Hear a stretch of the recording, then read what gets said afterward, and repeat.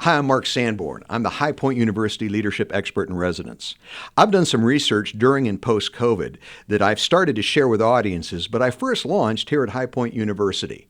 I talk about leading the future that is here now because I believe COVID changed many things, but it accelerated everything. The future didn't come in fits and starts or incrementally. It came all at once. And my research is about what we as leaders need to do now. So listen to this podcast as I share with Dr. Daniel Hall the 6 shifts for leading the future that is here now.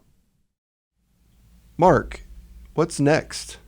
You know, you've written so many books, and I'm sure you did not sit on your laurels during the pandemic. A lot of things have changed. What lessons can leaders take away from the pandemic? How have the paradigms shifted? People are a little edgy referring to COVID, pre-COVID, COVID, post-COVID, but the reality is COVID did something that has, to my knowledge, never happened before. COVID changed many things, but it accelerated everything. And instead of becoming an incremental future that arrived a little bit at a time, I think it arrived all at once.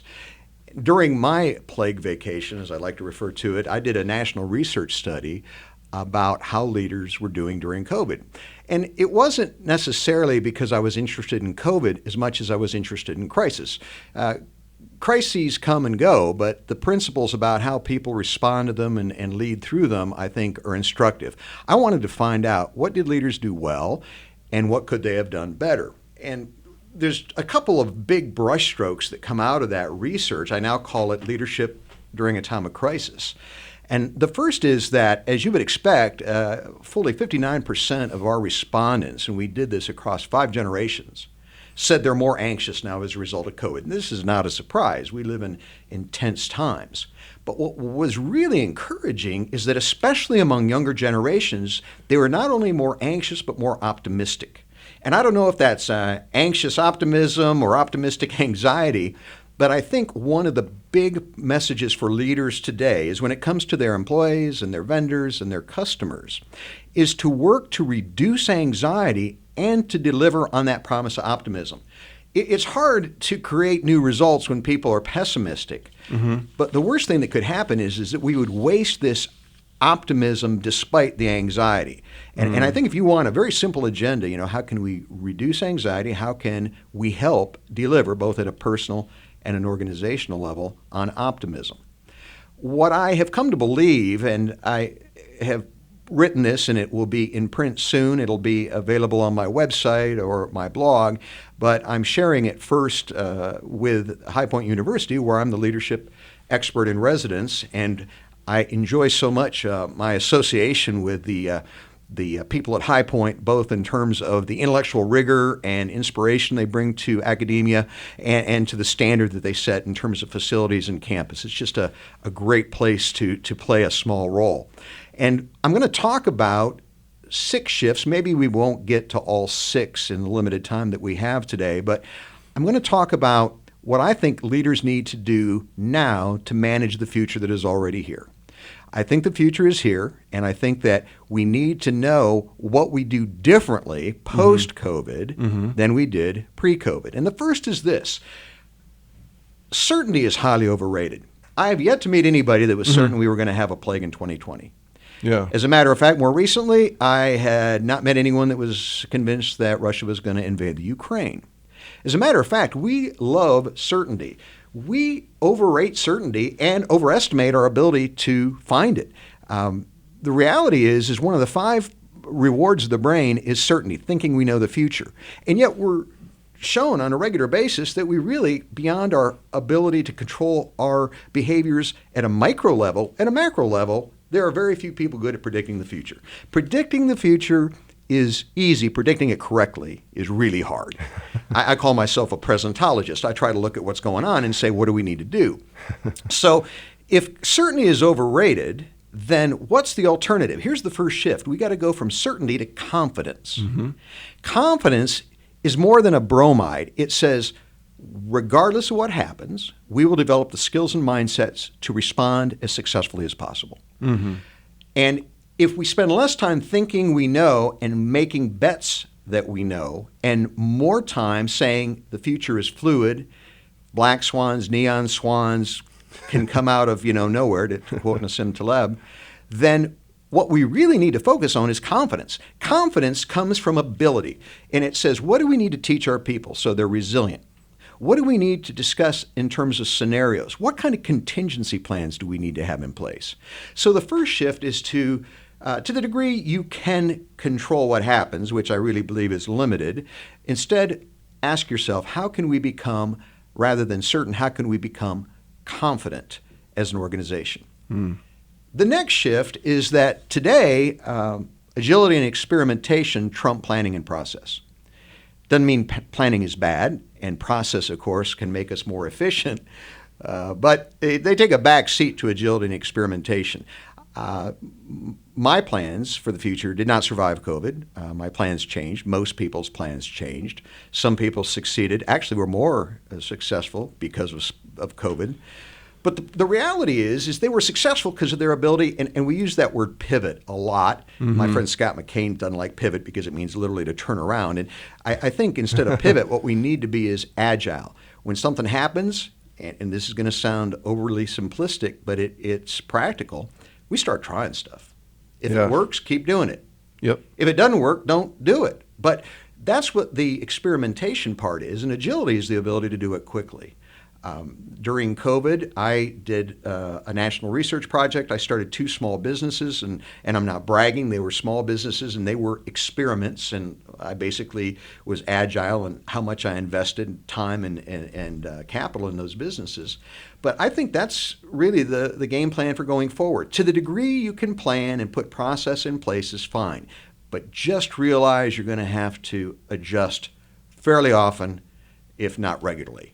And I think that planning makes us flat-footed. Once we have a plan in place, we're going to stay with the plan even if the circumstances affecting the plan have changed. So I think the second shift is from planning and process. Doesn't mean we eliminate them, but it means we put agility and experimentation ahead of them. Sounds like you got your keynote for the next supply chain conference. Well, yeah, if I could solve the supply chain dilemma, I would be in high demand indeed. The third shift is from structure to culture. Do you know anybody during the crisis who said, wow, we're in trouble, let's go to the org chart? No, people's choices and behaviors went back to culture, which is, and by the way, I can't think of anything that is more talked about in business and less understood than culture. To me, I try to be practical. I think culture is everything we believe and feel that affects what we aspire to and do.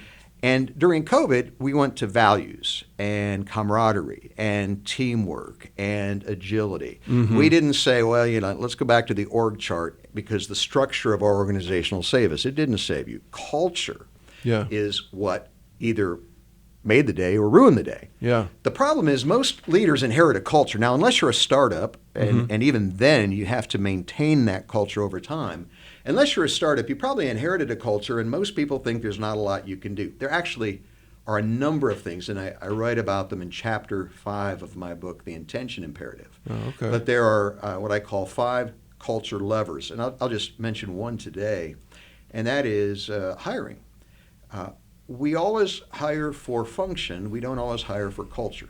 Here at High Point, where people get an extraordinary education with caring people, if you have someone who you're going to bring into admissions who maybe is a rock star in terms of an admissions team member, but they aren't particularly caring, you could hire for function. You could fill the function, but you would take away, you detract from the culture. And too often we become practical and say we just want the best accountant for the least money, or we want the best admissions officer for the least money. No, you've got to ask, does this person either already have those traits that are important to our culture, or will they be able to adapt to those traits? So that third shift is your org chart is pretty solid, stays the same over time, but your culture, you need to design it and nurture it, not just accept what you have by default. And that's the third shift. Couldn't agree more. The fourth shift is from motivation to inspiration. Now, earlier when I spoke today, someone asked about different generations and them wanting to get ahead and move up quickly. And I think we've spent too much time focusing on differences in generations and not enough time focusing on similarities. We all want to be happier, healthier, and more successful. I don't care if you're 19 or 99. And I think that team building is about recognizing diversity and building on diversity, but not at the exclusion of unity. You've got to do both. You've got to maintain those two tensions. And what inspiration is what I call motivation to the power of purpose. 83% of millennials say they'd rather do important work that matters than be recognized by their employer. Mm-hmm. I'm a baby boomer. I grew up, pay me enough money, I'll sell my soul to Beelzebub, right? I mean, I'm being facetious, but the reality is we were very economically motivated. We didn't know we had options. And by the way, Daniel, that's the other thing. COVID proved that employers could be more flexible. Yep. Pre-COVID, when somebody said, I want to work from home 2 days a week, the employer, you can't do that. That won't work. Yeah. That doesn't. Well, by golly, it did work. And it might not have worked as well as it once did, but it worked better because we had to do it. And so I think that today, one of the things that came out of my research is employees want what they would have wanted later. They just want it now. Mm-hmm.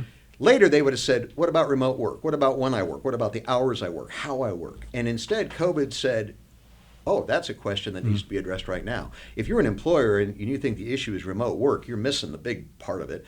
Remote work impacts the who and the how and the when. Mm-hmm. And those are all things that need to be addressed. Mm-hmm. So motivation to inspiration says the best employers going forward will be those that don't just reward and compensate fairly, but are able to send to bring a sense of purpose, why we work, the greater good. That we serve, because as people are inspired by purpose, not just by carrot and stick motivation. So that's the fourth shift. The fifth shift, which is one of my favorites, is from customer experience to customer emotion. I call it the emotion economy. My friends Pine and Gilmore, I think, are terrific guys, and they pioneered the whole idea of the experience economy.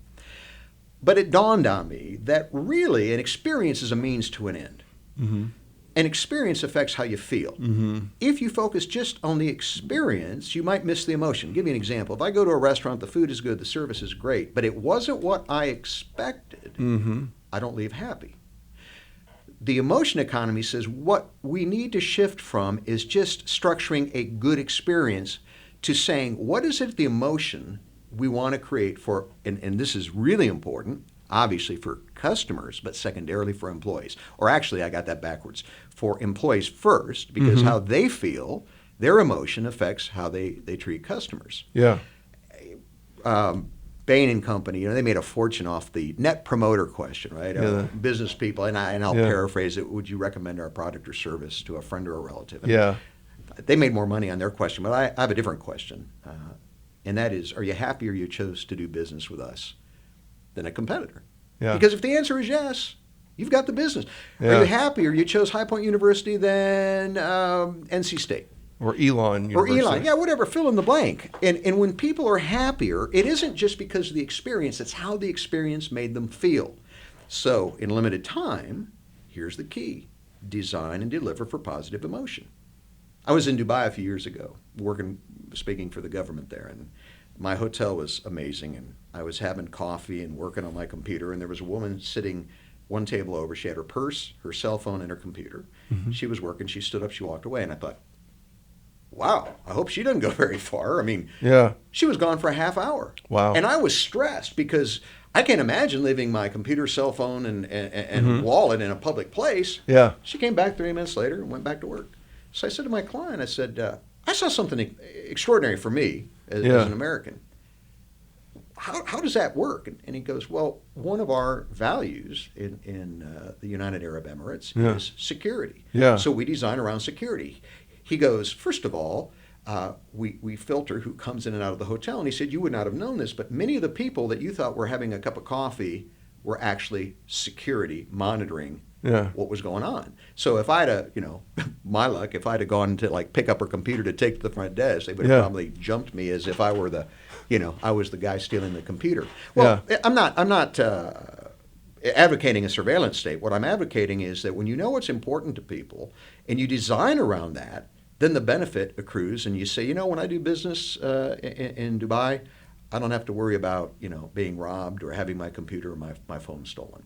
So that's the shift from experience to the emotion economy, both for employees and for customers. And then finally, Love that. and it was the theme when my book came out in September of 2019, and then COVID hit. I remember thinking about halfway through COVID, holy smokes, has my book now been invalidated? Is what I've just written about, is it no longer true? And I went back because I had time, and I went through every point in the book. And I'm not saying this for self-aggrandizement, but I honestly believe what I wrote about is more true now than it was then, because I talked about some of these shifts before they became as apparent. Yeah. And the whole premise of the book, and my sixth shift is from action to intentionality. We live in a corporate global world that says, ready, fire, aim, don't just sit there, do something. And that's fine, because for too long, organizations have often been mired in bureaucracy and red tape. Yeah. The problem is action has to be the right action for it to be good action. And if you're doing a lot of things and they're wrong, you're going to fail. So intentionality is what I call being crystal clear on what you're trying to achieve, personally and organizationally, and doing the right things every day to achieve it. It sounds simple, but it's hard. And that is, you're not switching direction every 3 weeks when you read a new business book or hear a new speaker or go to another conference. Yeah. That you're very clear on what Simon Sinek famously said was, the reason why. Yeah. And then you say, what do we need to do? And in the book, I use the phrase, in the world that is, not the world that was. A lot of clients and those leaders I work with are stuck pre-COVID. If you do the same things you did pre-COVID, now, post-COVID, or wherever we're at, post-crises, you're probably going to have a very limited success. I used to say leaders need to be focused. Now they need to refocus. Refocus on what's really important now. So action is a good imperative, but intentionality is better, because it saves time and energy and resources by making sure that you're playing in the world it is, not the world it was, and you know where you want to end up. That way you and your team can take the right actions every day to get there. And those are the 6 shifts that I believe are central to leading the future that's already here. Will the future that's already here continue to change? Of course it will. But I think that we've seen the biggest leap or the biggest acceleration of change, at least that I can recall in my lifetime. People say, well, what about, landing on the moon? Well, that was a wonderful thing that benefited society, but it didn't impact how I live day to day. It didn't impact my management, my leadership, my accounting. I mean, that was a macro change that was a good thing. But what we're dealing with now are the kinds of changes that affect almost everyone at almost every level. And if we do those 6 things, I think we're going to be much more prepared to move in to whatever the future becomes in the days and weeks and months ahead, whether or not there are crises, as unfortunately there inevitably will be. Wow. So the future is here now, thanks to the pandemic. A lot of changes that were going to happen got accelerated. A lot of us have been caught flat-footed. How do we get running? In addition to just understanding the difference between these 2 paradigms shifts for each of the 6 shifts, how do you start to shift that mindset?